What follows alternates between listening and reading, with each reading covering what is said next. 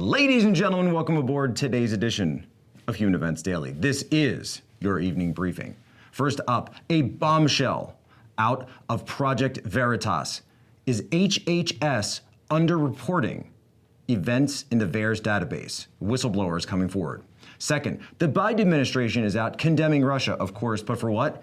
Election fraud. Isn't that interesting? Third, a federal agent, we talked about this yesterday, arrested at the January 6th promotion rally, has been identified as a Homeland Security Officer. And finally, another huge story. The wife of John Kerry has millions invested in China-based investments. All this and more ahead. Human Events Daily.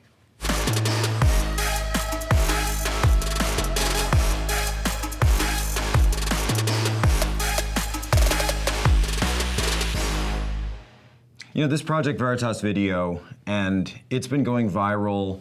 The full thing is 10 minutes. Go to their website, watch the full thing, but I wanted to pull out a piece of it that I thought was very significant to share with all of you. This is Jody O'Malley. She is a registered nurse, an RN, a federal worker in the Department of Health and Human Service in one of their facilities.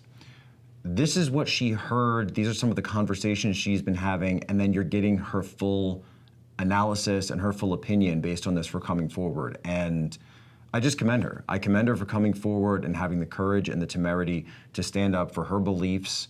And you'll hear what she says. She says that she did this because she believes in God. But listen to this audio, watch this video if you have it.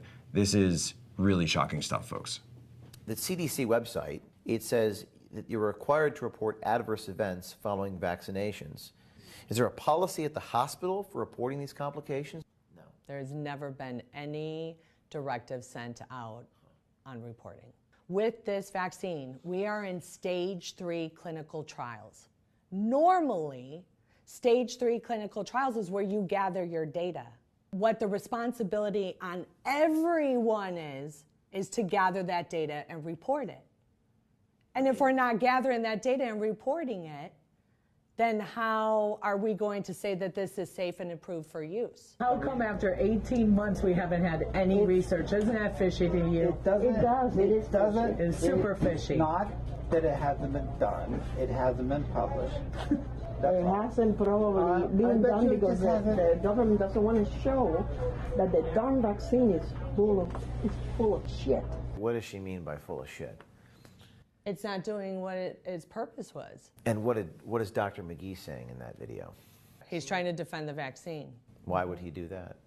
Because that's his view on it. Okay. His view is get the vaccine, it's science, right? If we all just get it, this will all be over with.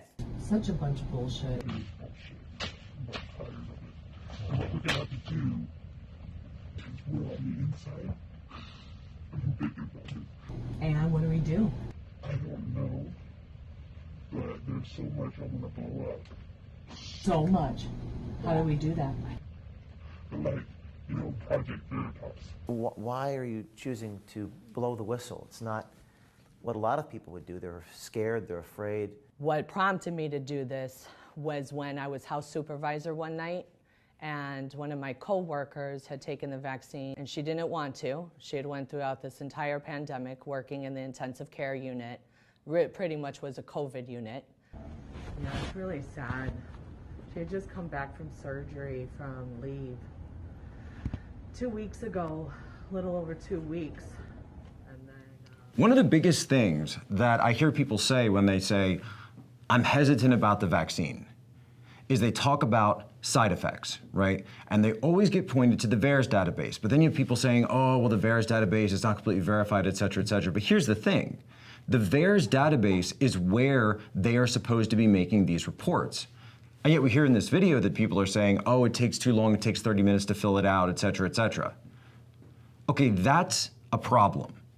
They have an obligation as healthcare workers and as professionals to be filling this out because that's how the system works. You have to send that signal forward so that the companies involved in this and so that the government here can get that data and understand if these events are happening more or less, by the way, in terms of what's going on. That's how they can update what it says on the label. It can update what your doctor might know. It can talk about age ranges, and you can talk about these things like we're seeing more and more, the heart inflammation and potential for long-term respiratory diseases. Again, we're going off what's said here. Now, right now, the only thing on the label is this issue of heart inflammation. That's the myocardosis. She's now talking, this is very significant, about the potential for long-term respiratory disease. That's not on the label yet. This may be, of all the things that Project Veritas has done, one of the most historic videos that they've put out. I really believe that, and I've been following them for a long time. James and the rest of the team, kudos to you, congratulations, thank you, and God bless you for your work, and God bless you for adding this to the conversation. And thank you as well to Jody for coming forward and having the courage to stand up for your beliefs. Stay tuned, we'll be right back here. HE Daily continues.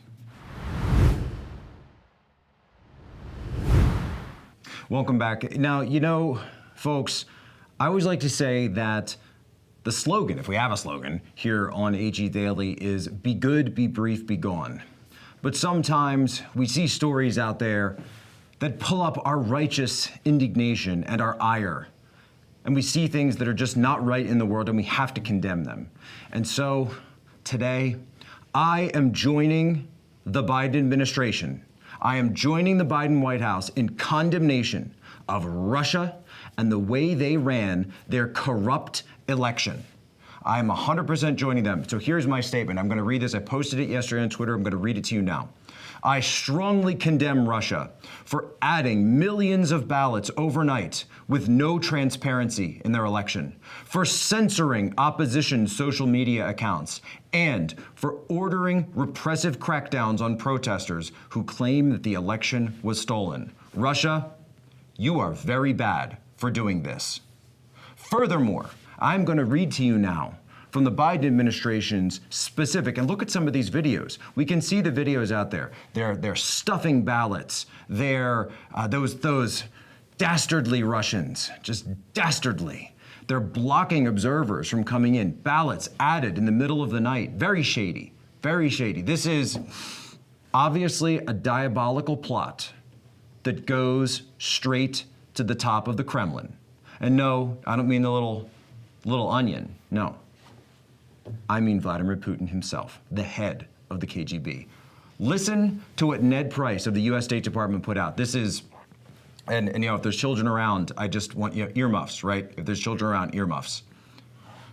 The Russian government has used laws on extremist organizations. Imagine labeling people extremists and undesirable organizations, severely restricting political pluralism and preventing the Russian people from exercising their civil and political rights.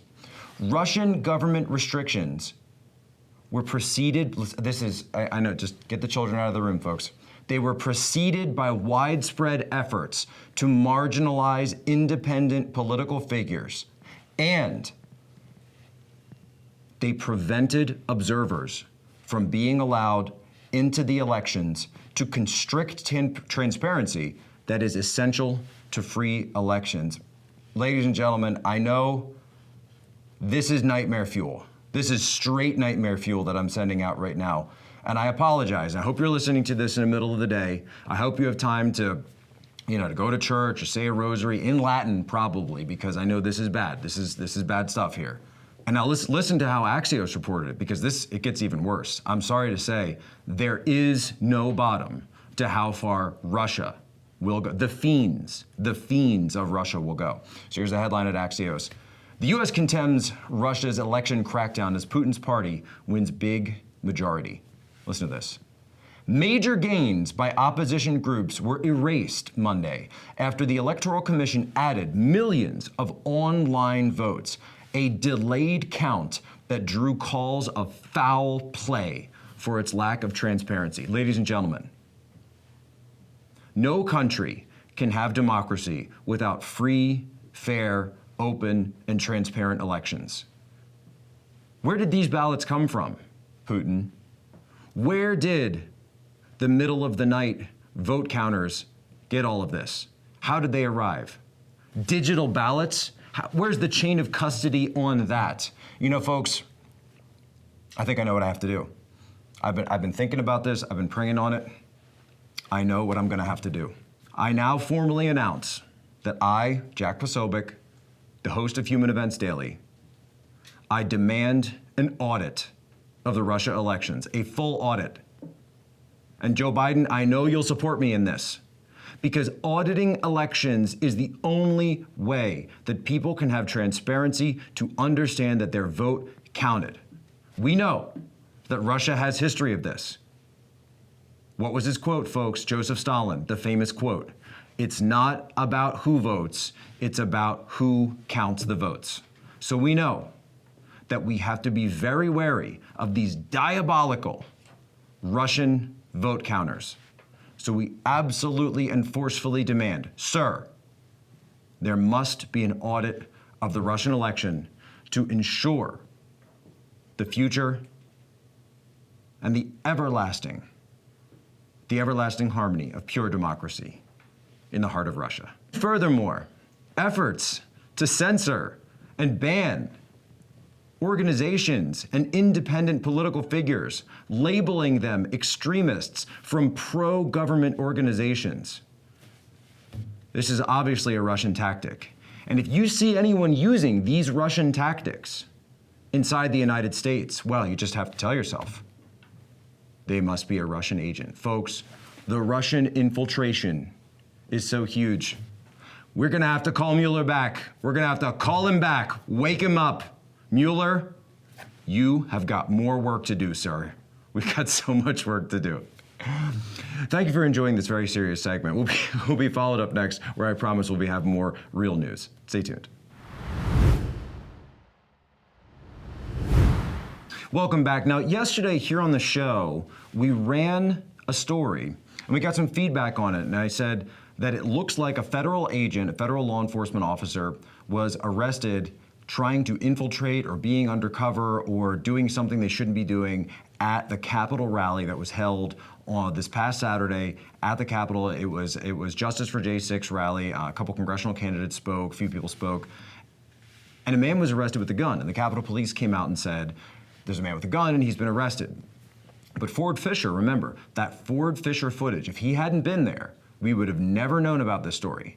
He got the footage. When that man was arrested, he had a badge. And we showed that on the show yesterday, and I remember there were people coming in, they said with feedback, they said, Jack, a federal agent wouldn't do that. This is clearly something, it was just a mistake, it was just, something else is going on here. AssociatedPressNews.com. I'm going to read this for you. Here's the way they put the headline. Federal officer arrested at Capitol rally won't be charged.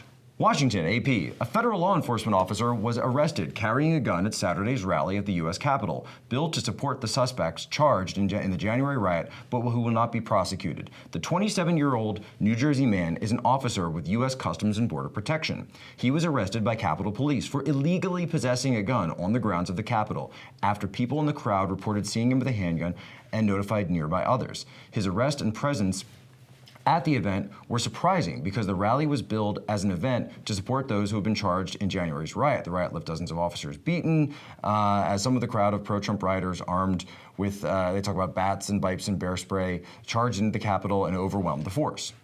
But hold on a second, let's go back. A federal agent for CPB, which is under the Department of Homeland Security, was arrested. He wasn't there with DHS logo. He wasn't there with a shirt or a vest or anything like this. He was dressed in all black.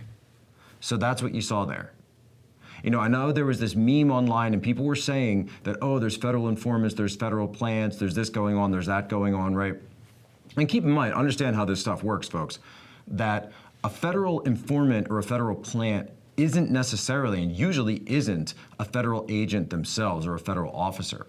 What they are people who are working with a handler. That's the way the system works. So that's an informant or a plant who's working with a handler, and the handler would be the agent, right? They say, Jack, you don't know what you're talking about. Yeah, I know a little something about intelligence operations, okay? That person then would go in, infiltrate the group, and potentially, as we saw in this Michigan case, would urge the group into more and more criminal activity. Then they would be able to roll people up by creating what's called a criminal conspiracy. Now, a criminal conspiracy means that you can't just be talking about doing something, you have to actually take what's called an act in furtherance of the conspiracy, right? My lawyer friends taught me that line.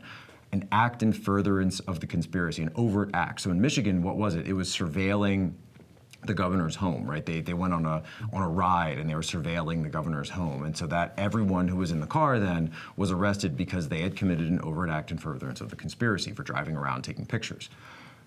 Understand how these things work. Now, I don't know what that federal agent was doing there. I don't know if that was a person who was there just to see what was going on, as he said. I don't know if that's a person who went there because maybe he was looking to recruit people surreptitiously because he was trying to get information. We've seen, by the way, in the past that they will go into Facebook groups, that they will go into different online chat rooms and forums, talking to people under false names and urging people into action. So I'll just say this, people. Be very careful who you talk to at events. Be very careful who you talk to online, right? If you're saying something, just don't use that type of language. Don't use violent language. I know passions get hot sometimes and people get frustrated, but we have to remember to always be peaceful in public and in private. That's what we want for our country. Isn't that what we want? Isn't that what we teach our kids, right?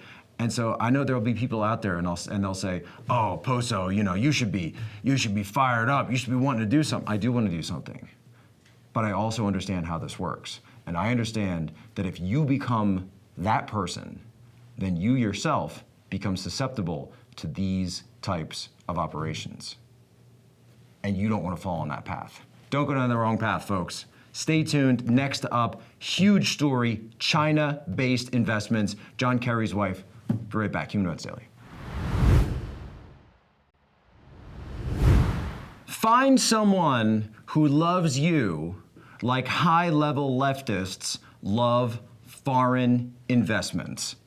Ladies and gentlemen, we got another one for you, a juicy one. Go to humanevents.com, get this entire story. This is one of those things where it's like, doesn't the media do actual journalism anymore? What's going on here? Because this information is out in public, and yet it takes people like Human Events and independent sources to actually go and find this stuff, as opposed to the media actually, doing their jobs. So we talked about Hunter Biden and all of his foreign investments, but now, lo and behold, who do we have? John Kerry's wife, Teresa Heinz Kerry. Now, if Heinz sounds familiar to you, it should, because she is the heiress to Heinz Ketchup, to the fortune. She has millions of dollars, it's been revealed, on a new ethics disclosure in China-based investments. What's the name of the group?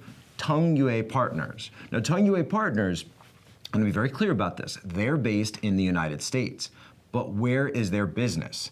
They invest heavily and primarily in mainland China. This creates an obvious conflict of interest for who? John Kerry. Because if these investments are all involved in China, and then he's the one who's supposed to be negotiating, of course, on climate change with China, well, all they have to do is say, "Hey, man, you want those investments to do well, don't you? Be a shame if those companies came under investigation. You want that money to keep flowing.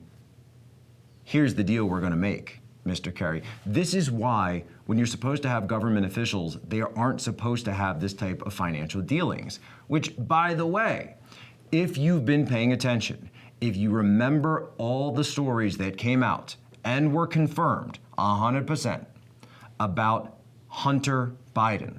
How is Hunter Biden tied to this, you ask? Do you remember the firm Rosemont Seneca? Rosemont Seneca was the investment partner firm that was going all the way in China. It was involved in Ukraine. It was involved in Russia. Remember the Moscow mayor's wife, all this? Who was the third partner? It was Hunter Biden, Devin Archer, and Chris Heinz, the son of Teresa Heinz.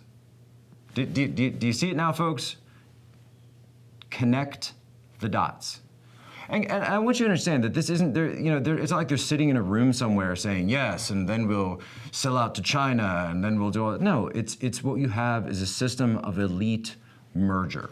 And I've talked about this at Human Events in the past. It's the axis of the elites, the axis of the 1% of the overstate, where you have the 1% in the United States, the top, the tippy top in terms of wealth, and you have the 1% in China, the CCP, and they are becoming merged. That's why the authoritarianism has come from China to the United States. Originally they said, oh, if we get China involved in the WTO, if we get China involved, et cetera, they'll become more open, they'll become more liberalized. No, of course not, you fools. You complete fools. We became more authoritarian because our elites were getting rich off of China. That's what's going on here. That's the story about Hunter Biden, that's the story about Chris Hines, and that's the story about Teresa Hines, who is now married to a top Biden White House official. So understand that your country is being bought and sold. Your country is being bought and sold by these people. You don't owe them anything, and you need to take a firm political stand for your country.